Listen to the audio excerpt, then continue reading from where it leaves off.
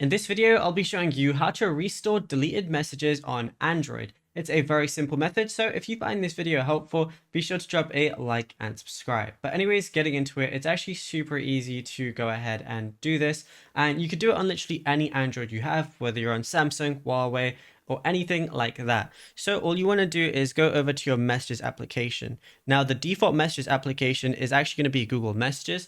So what you want to do from here is go to the top right where it has your profile icon, go ahead and click on that. And then you're going to see trash as one of the options within the more from this app area. It's going to be the third option down. So you're going to see trash right there.